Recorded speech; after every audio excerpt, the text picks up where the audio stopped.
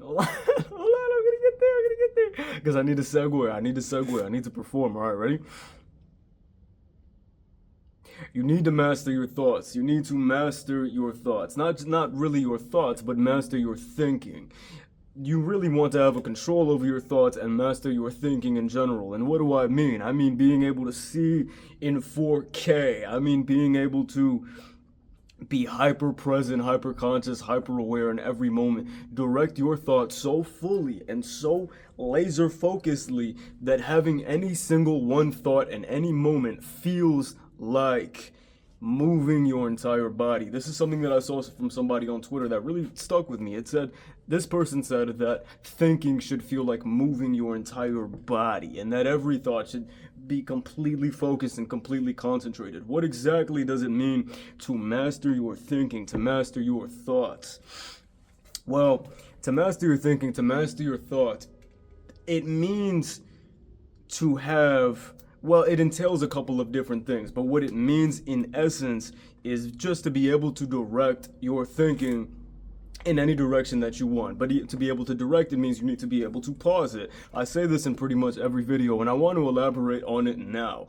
So to elaborate your thinking, to not to elaborate it, but to master it and to direct it in the ways that you want to, you need to be able to stop it. And how do you do that? That's a really tricky thing to do. It's something that you have to learn to do, and it's an internal mechanism. And so describing these things is tricky because it takes a lot of vague language. And so I want to get really good at explaining this, because this is the one thing that's going to allow you to basically do anything that you want with your life.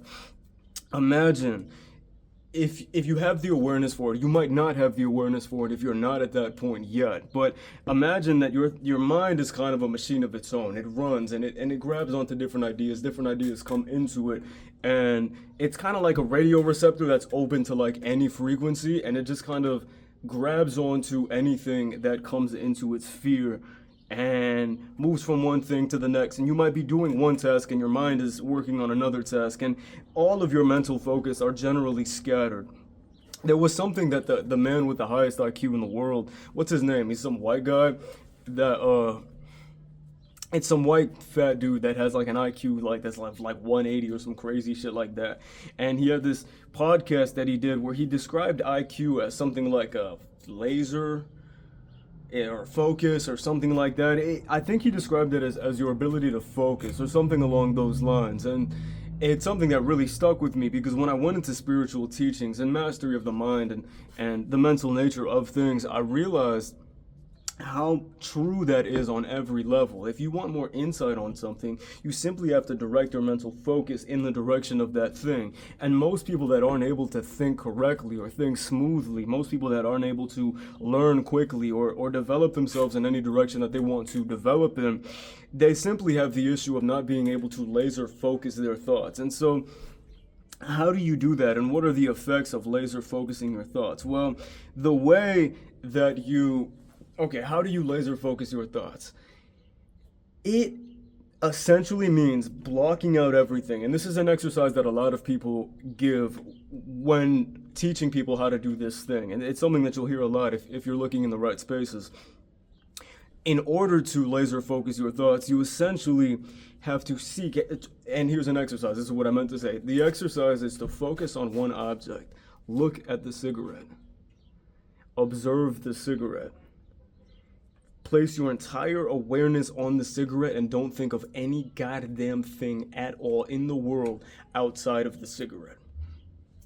Take note of everything. Look at it. Look at the little Newport sign.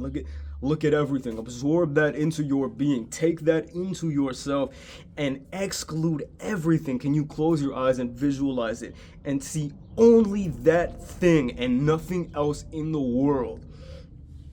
Now, can you do that with a concept?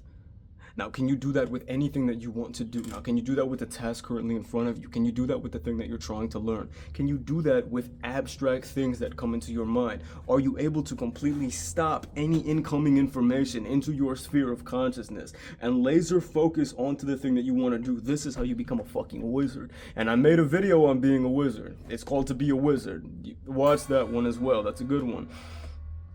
And So there are people that are absolutely fantastic at what they do. The people that have mastery, people that are incredible at something. And how do they do that? It has to do with a lot of things because there's a lot of unconscious people that become great, but they become great without really knowing the mechanism by which they did it outside of their own obsession.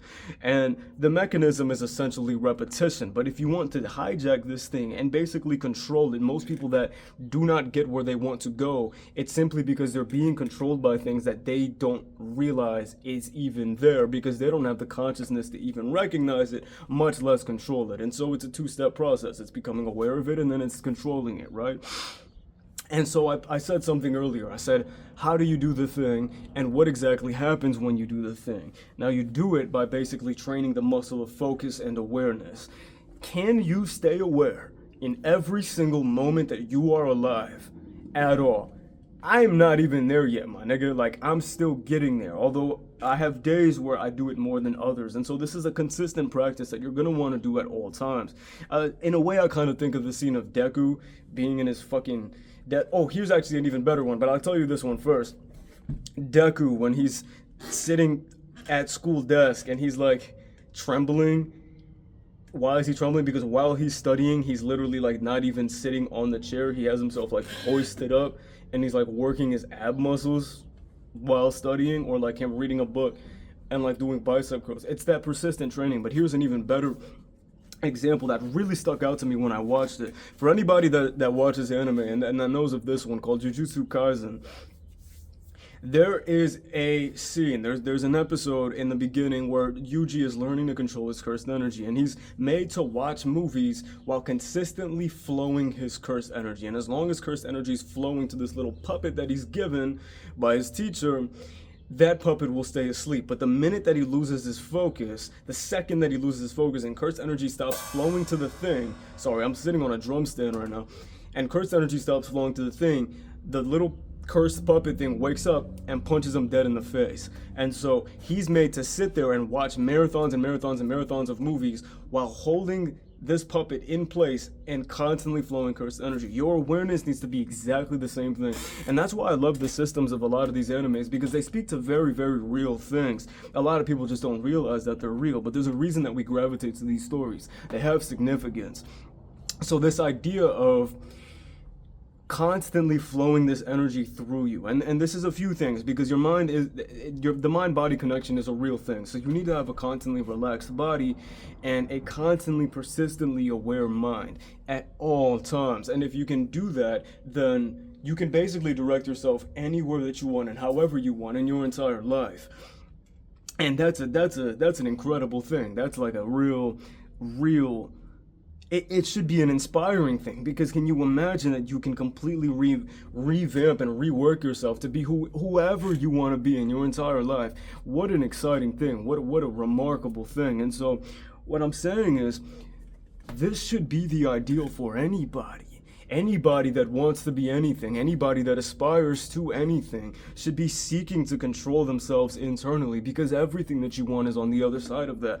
And everything that you don't want is like completely up in the air to whether or not it happens to you, because you don't have any control of what gets into you. And when you learn the deeper levels of this, like on a base psychological level, can you imagine that you can completely cure your own anxiety? Can you imagine that you can completely undo your own depression? Can you imagine that you can develop any skills, any traits, anything that you want into your character and your way of being, consciously and intentionally and over time?